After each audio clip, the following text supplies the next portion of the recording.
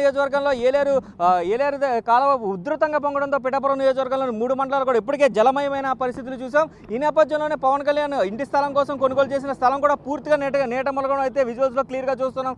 ఇదిగో ఏదైతే నేను నిలబడ్డాను ఇదంతా కూడా రహదారి. ఏదైతే పవన్ కళ్యాణ్ కొన్న స్థలానికి వెళ్ళే రహదారి ఇదంతా కూడా పొంత రోడ్ అంటూ ఉంటారు. ఏదైతే టోల్ గేట్కి 1 కిలోమీటర్ సమీపంలోనే హైవే పక్కగానే ఈ స్థలం కూడా ఉంది. ఏదైతే చూసుకున్నట్లయితే 3 ఎకరాల 53 సెంట్ల స్థలాన్ని అయితే పవన్ కళ్యాణ్ కొనుగోలు చేశారు. అదంతా కూడా పూర్తిగా నీట మునిగినట్టుగా మనం విజువల్స్లో చూస్తున్నాం క్లియర్గా.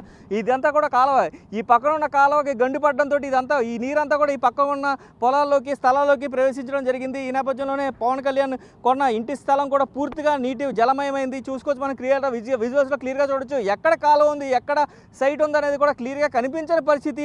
పూర్తిగా ఏకమట్టంగా అయితే ఏలేరు కాలువ ఇప్పటికీ కూడా ప్రవహిస్తున్న పరిస్థితి కనిపిస్తున్నాయి. ఇప్పటికే 3 రోజుల నుంచి తీవ్ర ఉధృతి పెరిగింది. ఇప్పుడు దాకా ఇదైతే పూర్తిగా ఈ హైట్లో ఉన్న వాటర్ అంతా కూడా కొంచెం డౌన్ అయినప్పటికి కూడా ఇంకా కాలువ గట్టుకి దాటి ప్రవాహం అయితే ప్రవహిస్తూ ఉంది. ఈ నేపథ్యంలో చూసుకున్నట్లయితే పిఠాపురం నియోజకవర్గంలోని పవన్ కళ్యాణ్ ఇంటి స్థలం కూడా పూర్తిగా నీట మునిగిన పరిస్థితి ఇక్కడ చూసుకుంటాం మనం.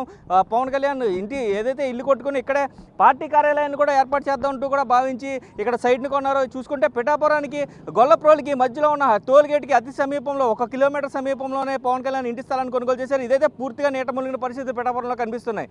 కెమెరామెన్ రవితో శంకర్, బిగ్ టీవీ, పిఠాపురం నియోజకవర్గం నుంచి.